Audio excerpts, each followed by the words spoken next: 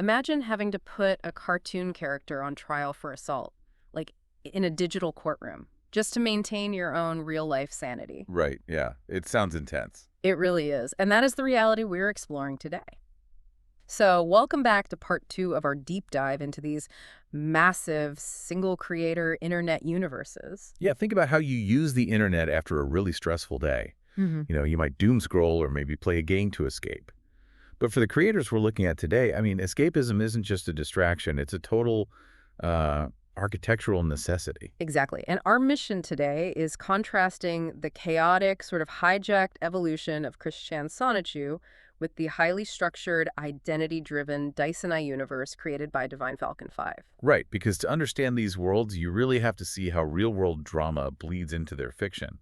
Let's start with DivineFalcon5, or Peyton. They actively use their lore to heal.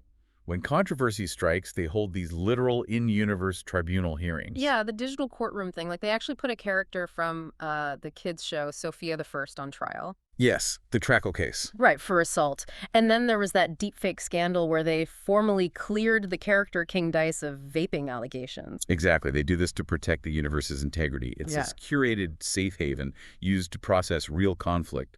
But then, contrast that architecture with Chris Chan's Sonichu, which was maliciously breached by internet trolls known as the Idea Guys. Oh, man, yeah, the Idea Guys. These trolls basically manipulated Chris, extorted $6,000, and forced incredibly dark graphic plot lines like forced retcons into issue 13 of Comic. Wait, $6,000? That is insane. Yeah. So the creator just completely lost the wheel. And the comic actually stopped entirely during Chris's real-world jail saga, which involved incest charges and a transfer to Western State Hospital. Right. It just halted completely. Okay, let's unpack this for a second. Sonichu's controversies were maliciously inflicted on the creator by trolls, whereas DivineFalcon5 uses their universe to actively maintain control and, process trauma. So it's a defense mechanism versus a safe haven. That is exactly it. And that intense need for control is deeply tied to both creators navigating the world as neurodivergent individuals.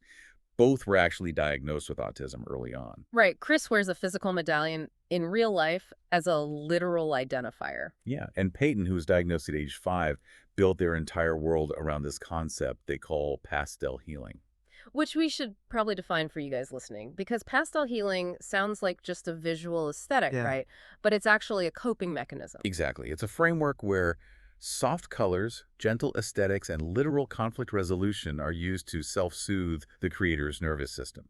Like, Peyton doesn't just make a character anxious for the sake of drama.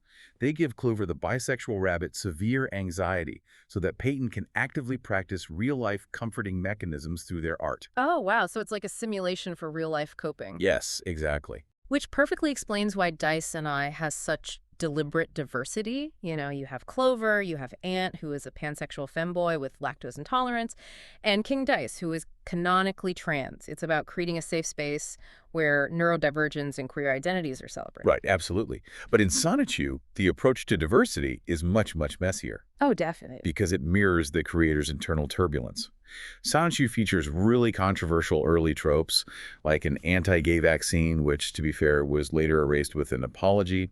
You also see these abrupt character transitions, like Roberta magically transforming into a female tomgirl overnight without any real narrative development. So if Peyton's mind is seeking order and Chris Chan's is overwhelmed by chaos, you can actually see that visually on the page.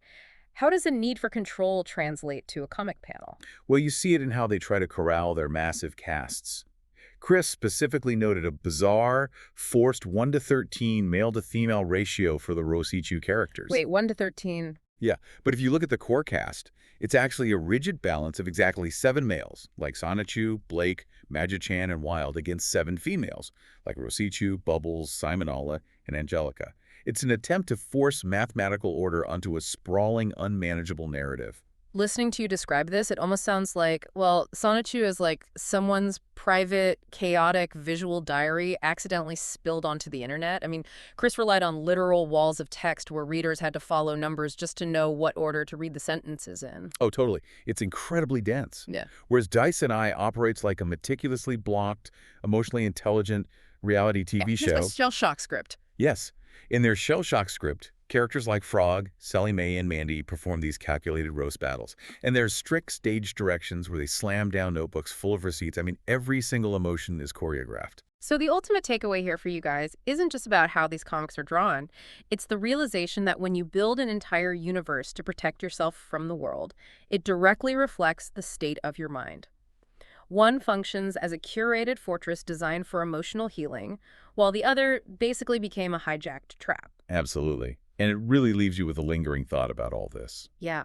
If these sprawling digital universes are just extensions of a neurodivergent mind trying to cope with reality, what happens to those fictional citizens when the creator simply outgrows them?